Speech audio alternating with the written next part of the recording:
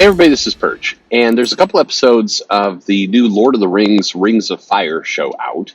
And if you haven't been paying attention, there's been some debate about that show. There's been a lot of speculation about what the show would be like, a lot of back and forth. When the show came out, they released the first two episodes on Amazon Prime. It had the by the way, I understand that this is most likely true in a lot of cases, but I don't like the narrative around it. And it's when the review, like on Rotten Tomatoes, they have this story now. It's like, well, the critics rated it like 80%, but then the viewers rated it like 30%, indicating that the viewers are all a bunch of deceitful, hateful trolls. And it was review bombing. Now, I'm sure it is in a lot of cases. There's a lot of people who go in and they will review it based on what they've heard elsewhere, have not watched it. Definitely, there are people who, for sport, will review bomb or mass review something, and that's true. That's not a debatable fact. We know that takes place, and fine. I don't put a lot of stock into like the value of Rotten Tomatoes. So for me, it's people are like, oh my god, the integrity of Rotten Tomatoes is being questioned here. It's like the integrity of a website that has scores on it, where any rational person will go and watch it for themselves. I mean, are there still people out there who blindly go, well, I'm gonna get all of my opinions on what I should consume by random averages on the internet from strangers? Like I don't know, that to me seems baffling. Always has. So I don't know.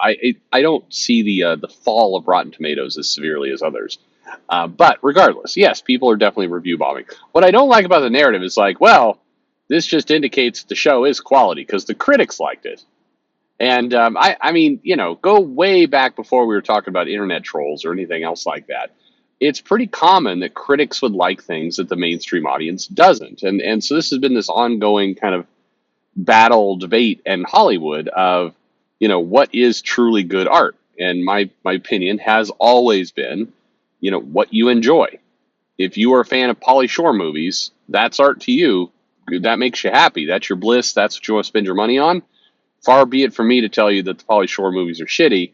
That's on you. You enjoy what you enjoy. I'm very strong, and I think this may be it's kind of, if you've ever been a retailer, you've ever worked to sell things to people. I think you either get that attitude really quickly or you die. It's pretty binary. If you can't take yourself out of the equation and give people what they want, you don't do well. You don't. Now you can sit on a high horse and you can talk about how you're a true artist and you alone know what quality is and isn't. And I mean, you can certainly put yourself up there, but the world's not going to see you that way. Anyway, whatever. So anyway, Lord of the Rings, Rings of Power. As I've said in other videos, I question why we are doing this at all, and I say that as not a Lord of the Rings fan. I don't hate it. I've seen enough Middle Earth. I remember when the second trilogy, the Peter Jackson Hobbit trilogy, was coming out. I remember them advertising like, and they're going to do 3-hour movies, 3 of them, and I'm like, no, I'm out. No, I'm not sitting through that again. I mean, but there, it's got a fandom, and there's definitely people like it. No, again, nothing against them. Like what you like, just wasn't for me. So the entire debate and battle around Lord of the Rings, Rings of Power was not one I was going to be able to get too invested in because I don't, whether you make it great or whether you make it crappy, it's not really gonna. I mean, unless you're throwing Nick Cage in there, I'm not going to be in. But the story in the narrative became, it's going woke. And so pause that thought for a moment. It's going to, they're going to change a bunch of the lore, tokens rolling over his grave. These are all the things that are being said. So before getting too much into that, I fast forward a little bit I watched the first 2 episodes. My wife and I sat down, we watched it. She is more, I don't want to say, negative about it, but she is definitely more attuned to political correctness in infecting media. I think a lot of that's, she deals with schools and stuff and with her kids, so it's more on her mind than me. And so she's like, yeah, I heard this show's going all politically correct. Because, we're old, so we don't say woke, we say politically correct like literate people. I'm just kidding. I'm kidding. Anyway, So, she's like, oh, it's going to go all political. So we watched it, and we got to the end of the first episode, and she's like, oh, it's pretty good. I'm like, oh, you liked it? And I thought, it's okay. It's pretty good. Kind of slow moving in some areas. They're setting up this big mythology that I know I'm not really going to care about, but you know. And my wife goes, where's the political correctness? And then she's like, was it? I mean, like they got a female elf who's kind of on a mission to avenge her brother, and some boys were rude to her earlier. Was that the politically correct part? There's a black elf as well, and the black elf was kind of they were doing the very very been done story of but he's got forbidden love because he's interested in a human woman who also likes him, and he seems to have a very low EQ, and I don't know. It's just you're watching it, you're like, okay. And my wife's like, are there not supposed to be black elves? I'm like, I have no idea. Is that the problem? I don't know. But in general, there was as we're talking about, like, it's like I was expecting at some point the elves were like, hello, I am Arathorn, he him, ruler of whatever. It's like we're both chuckling a little bit, and it would have been kind of funny if they would have thrown pronouns in there, but the show is not terribly politically correct.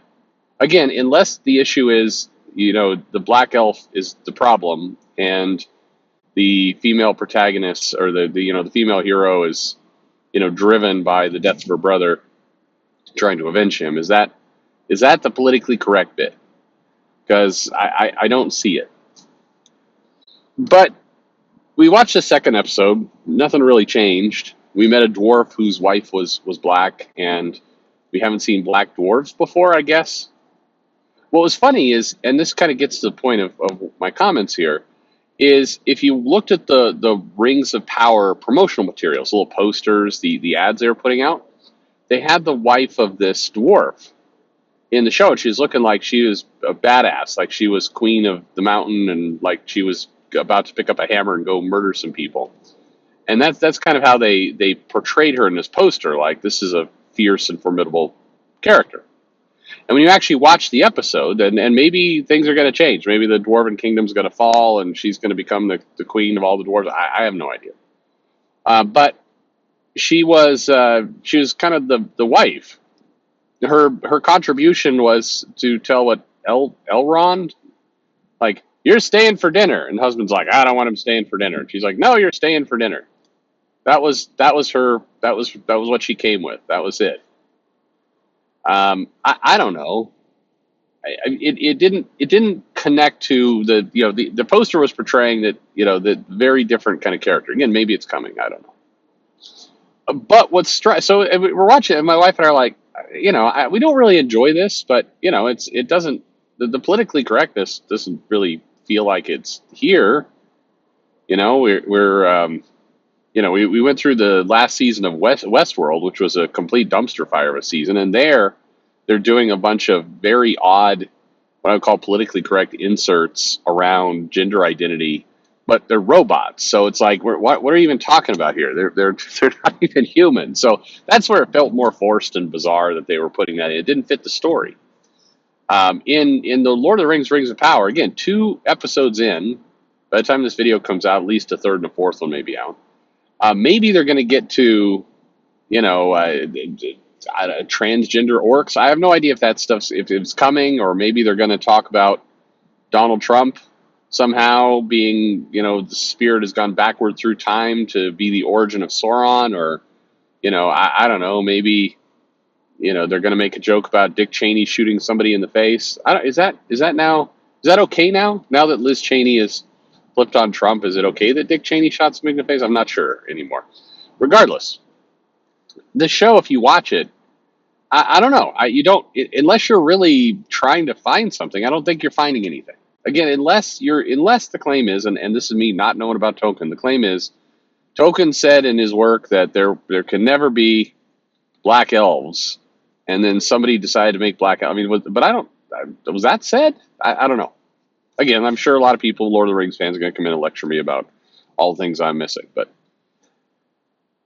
here's the thing: if you watch the lead up, so not the Rings of Power show, not the actual thing that was produced, but the interviews and the talking with the writers and all the stuff prior to the show coming out, what you see is a pretty heavy amount of time was spent talking about politically correct things, about diversity in casting. I mean, it was front and center to a lot of the conversations.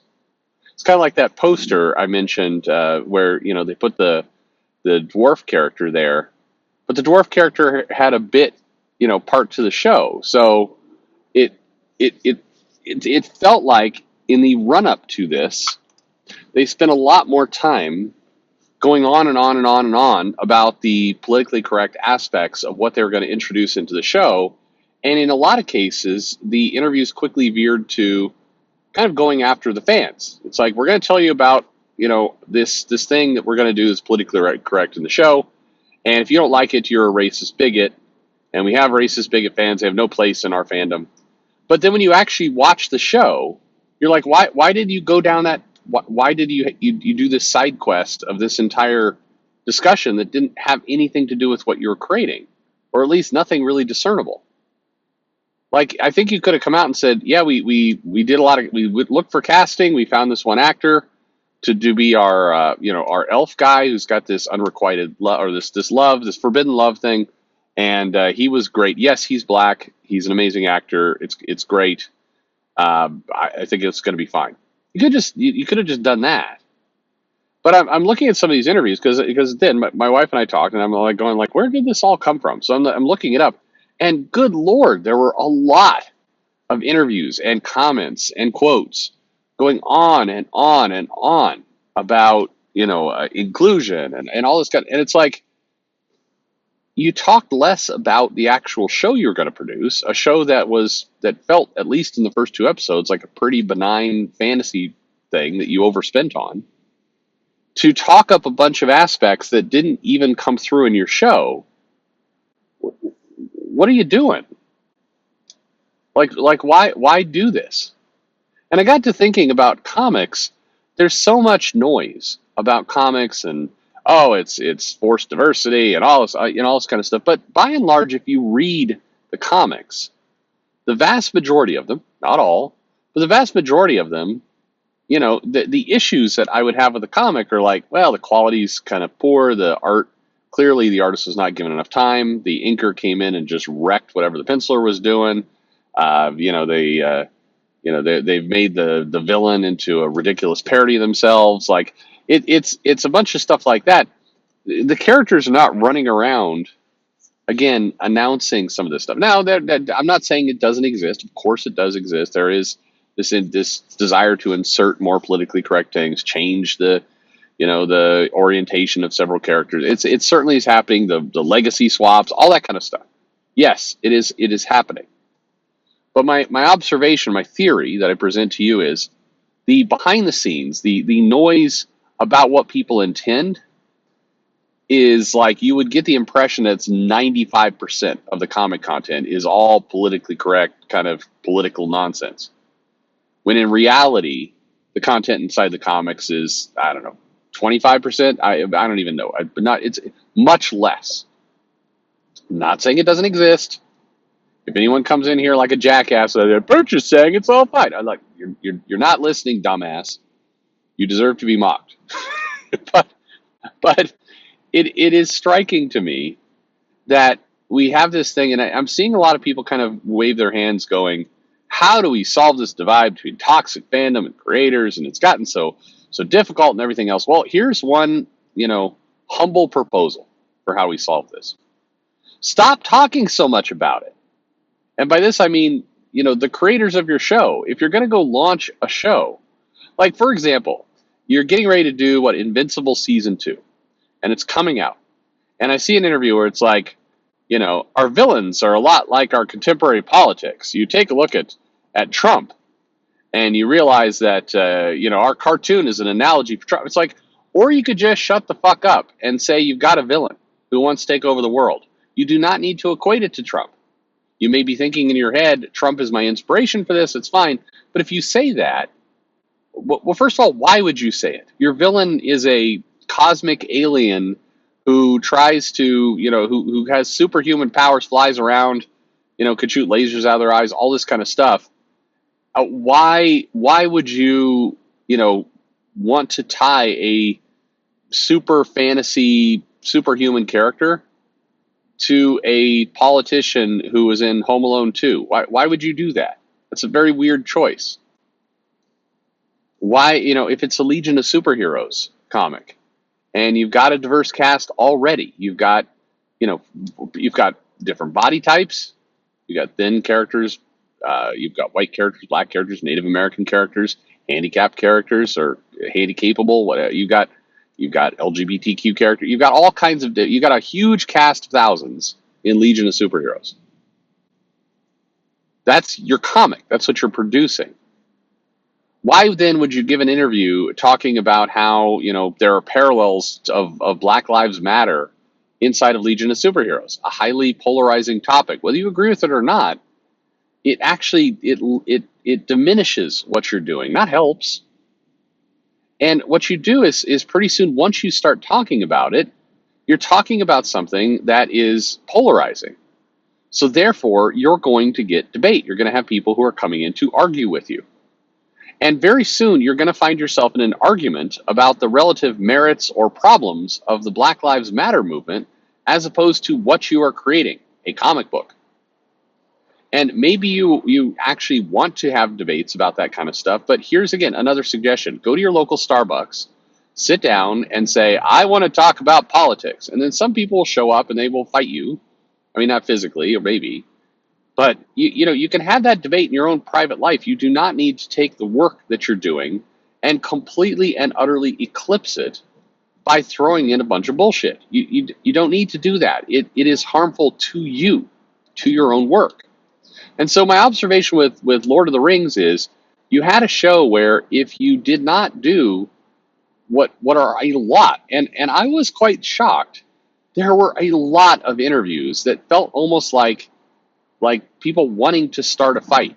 Like, yeah, we've cast a lot of diverse characters. And if people don't like that, they can be mad. What kind of approach is that? What a weird approach.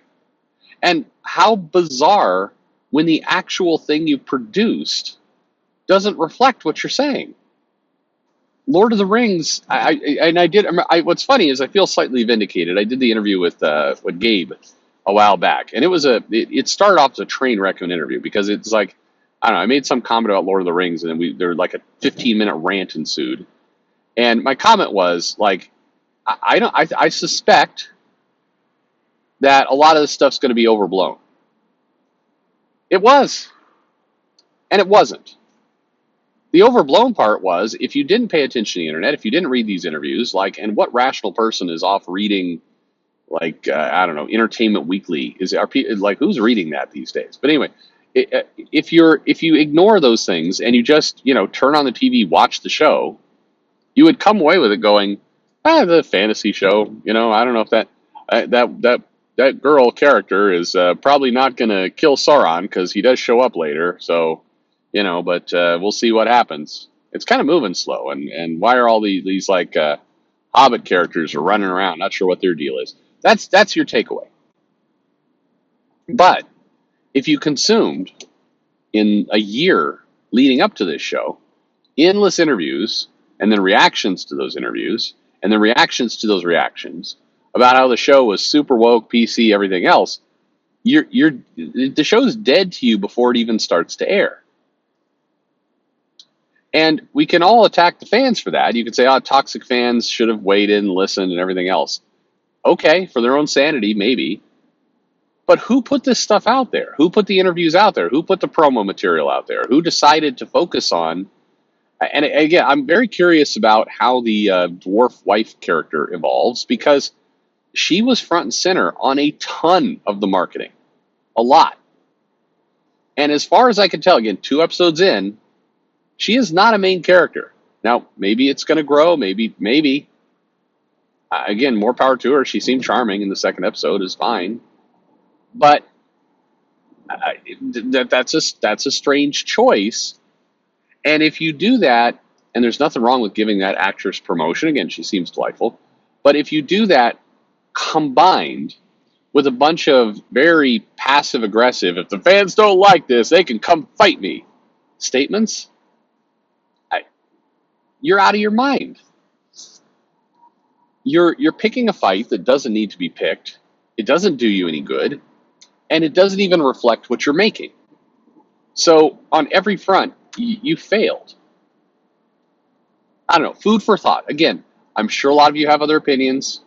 You can tell, but Perch, I don't understand why you don't see the true evil. Okay, fine. But with a clear mind, not a mind that's infected with years and years of this drumbeat of promotion. With a clear mind, you tell me, what am I missing here? First two episodes come out. If you had not heard any of this shit, you wouldn't think it. That's my belief. And I think that's happening a lot in pop culture, where the actual product we get, it's not, there's very little in there. But the people making that product can't shut up about stuff that is irrelevant to them, irrelevant to the thing they're creating, and does nothing but drive people away from it. Why do they do that? Weird to me. Anyway, thanks for listening.